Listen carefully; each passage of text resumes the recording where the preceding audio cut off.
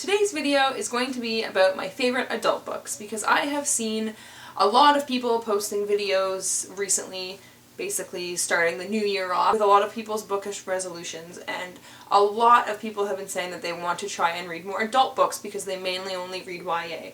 And I have always enjoyed a mix of adult and YA. Definitely YA, there's definitely more YA books that I read than adult, but there are a lot of really awesome adult books that I've read that I thought I would share with you in case you want some recommendations and you don't know where to start.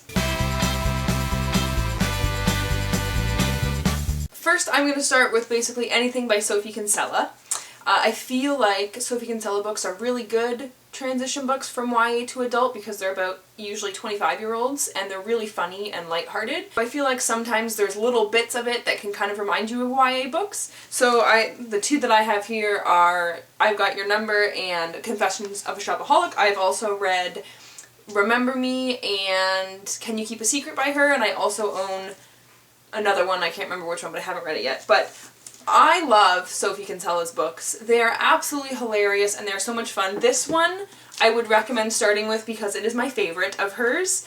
It is absolutely hilarious. There's footnotes that are really funny and there's like text messaging and emails in it. It's so good. It is about a girl who loses her engagement ring and loses her phone. So she finds a phone at the top of a garbage can and takes it, gives everyone that number to say, if you find my engagement ring, call this number to let me know. Turns out it belongs to someone's assistant who just quit and he wants his phone back, but she's like, no, I need this phone. How about I do your emails and forward your emails and stuff to you until I get my engagement ring back.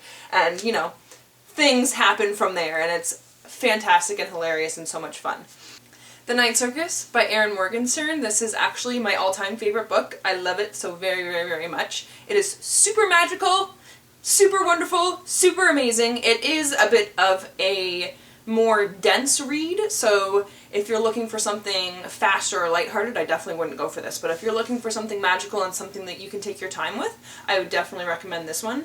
It's a kind of a complicated story. It follows a lot of different characters, but mainly it follows a traveling circus in the late 1800s, and all the people involved in the circus, whether it's people who do magic at the circus, people who visit the circus, people who work behind the scenes, and it follows a bunch of select characters, and it's really, really, really good, and it just completely takes you away to another world, and it's just Vicious and A Darker Shade of Magic. If you're trying to transition into more adult from a lot of YA, I would start with Vicious first. I feel like it's a little bit of a lighter read than A Darker Shade of Magic, but they're both amazing and awesome.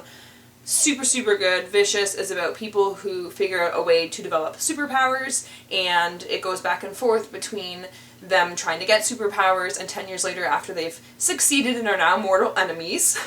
And A Darker Shade of Magic is about a world where there are multiple universes, and in each of the universes there is a London, and it's about someone who can travel between all the different Londons and bad stuff happens, and it's amazing.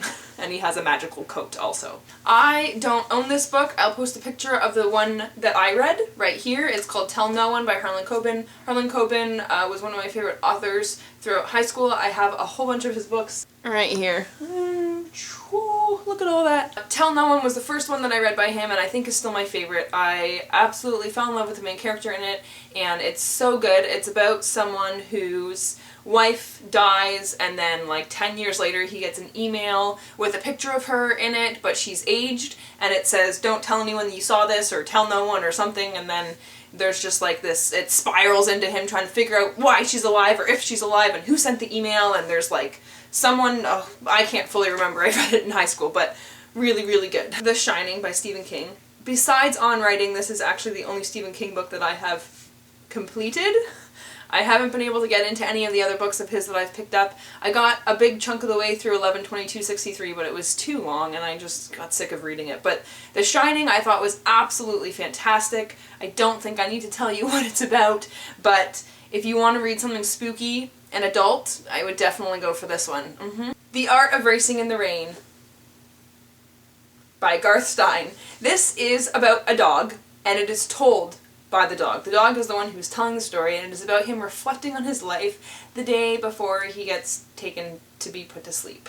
So that's sad, but it's such a wonderful story. There's like a whole bunch of like life metaphors and stuff about car racing because his owner is a race car driver, and there's a whole bunch of like family issues that happen in it that the dog is witnessing from his point of view, and it's really, really good. I read this in 2 sittings, and I feel like I need to reread this at some point, but it was absolutely a beautiful, wonderful story, and I absolutely loved it. Fight Club by Chuck Palahniuk.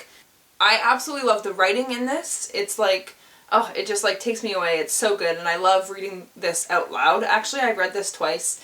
It's super good. It's about a guy who meets some other guy during a rough time in his life, and they end up making a club where they fight each other because it's awesome for them to do that. It kind of like releases all of their stress and stuff, but the Fight Club ends up growing and turning into more giant things, and everything gets out of hand. It's really, really good. I actually like this equally to the movie, which doesn't happen very often, but you should definitely check this one out. I think the last one I'm going to mention is one that I actually just finished reading recently, which is Church of Marvels by Leslie Perry. This is an absolutely wonderful book. It takes place in the late 1800s in New York, and it follows 3 different characters, all with seemingly different storylines, but about halfway through and continuing to the rest of the story, they all start intertwining and connecting, and it was really well done, and I really liked the writing. It was very, I don't know how to describe the writing, but it almost felt like I wasn't actually reading. I was just there. It was really, really good. Again, I feel like this is a little bit of a deeper story as well, a little bit more of a dense read. I read it fairly quickly because it got really, really, really good, and that's just all I did was read, but it's not like a super light, fast read either. So yeah, but definitely this one needs to be read. So that was actually kind of hard to do. I kind of wanted to just like mention a whole bunch more, but then this video would be super long. So I think that's good. I hope I've mentioned at least a few books that you didn't think about reading that maybe now you might want to. And I guess that's all for now. Bye!